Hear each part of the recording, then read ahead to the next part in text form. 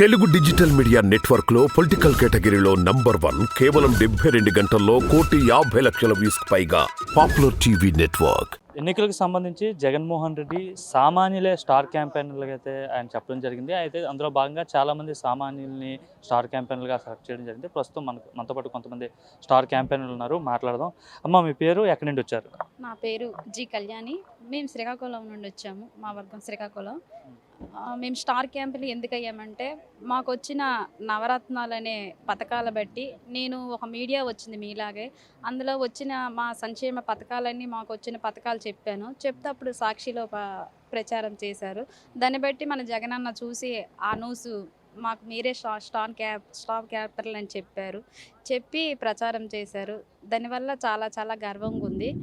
ఇంకా మాలాంటి స్టార్ క్యాంపెయిన్లు ఇంకా ముందుకు రావాలని, ఇంకా ఇలాంటి మంచి పనులు చేస్తారని నమ్ముతున్నాము. మా వర్గంలో అయితే, మా శ్రీకాకుళం నియోజకవర్గంలో అయితే మన జగనన్నే వస్తారని నమ్ముతున్నాము. మీరు ఇంటింటికి వెళ్ళి ప్రచారం చేస్తున్నారు కదా, జగన్ తరపున స్టార్ క్యాంపెయినర్లుగా ఎటువంటి స్పందన వస్తుంది ప్రజల నుండి? జగన్కి సానుకూలంగా వస్తుందా, వ్యతిరేకంగా వస్తుందా? అంటే నిజంగా చెప్పేయండి, పర్వాలేదు, ఇక్కడ మీ జగన్ గారు ఏం లేరు. గడప గడప ప్రోగ్రాంకి మేము వెళ్తున్నాము.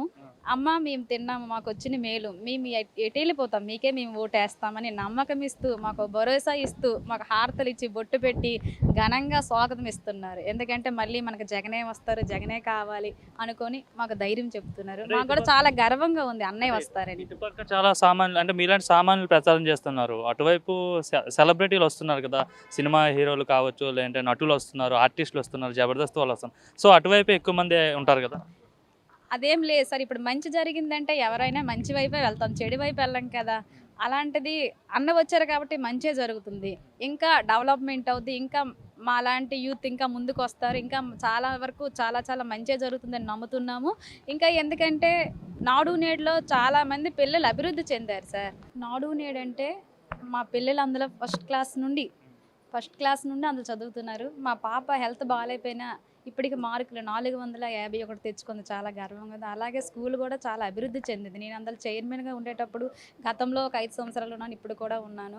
అప్పుడు పరిపాలన చూసాము, ఇప్పుడు పరిపాలన చూసాము. ఇప్పుడంటే డిజిటల్ టీవీస్ అంతా బాగా పరిపాలన బాగుంది, చదువులో బాగుంది, ఎడ్యుకేషన్లో బాగుంది, అంతా బాగుంది.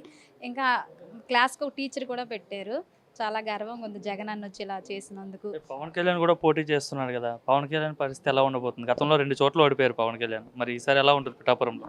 అది పార్టీల మొత్తంగా అయితే, రాజకీయం మీద అయితే నాకు అంత తెలియదు. మా ఆయన అయితే ఫస్ట్ ఓటు గ్లాస్కే వేసారు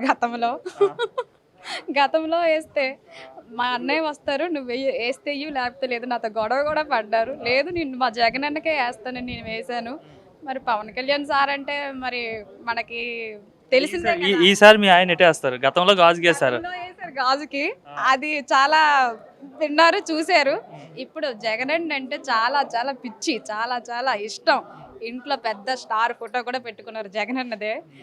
ఇంకా మాకు మా పాప వల్ల తలసేమి అంటే ఏటో తెలియదు. ఇప్పుడు ఎక్కడికి వెళ్ళా హెల్త్ ఏం బాగుందని అడగరు, మీకు 10,000 పెన్షన్ వస్తుందా అని అడుగుతారు. ఎక్కడికి వెళ్ళే సరే అన్నయ్య వచ్చి, మాకు అన్న వచ్చిన 2 నెలలకే తలసేమియా పిల్లలకి, సికిన్ సెల్లియా పిల్లలకి, 15,000 కిడ్నీ పేషెంట్లకి మన అన్నే మాకు ఇచ్చారు, జగన్ అన్నే మాకు ఇచ్చారు. చేశాడని చెప్తున్నారు. మరి జగన్ సైకో అంటున్నారు కదా, సైకో ముఖ్యమంత్రి, ఆయనకి మానసికంగా బాగలేదని చెప్తున్నారు కదా. ఇప్పుడు మంచి చేసిన వాళ్ళకే చెడ్డ పేరు వస్తుంది. ఎందుకంటే నవ్వినవే పువ్వులు అవుతారు అంటారు చూడండి పెద్దలు. ఇవన్నీ ఒట్టిన అబద్ధమేం కాదు.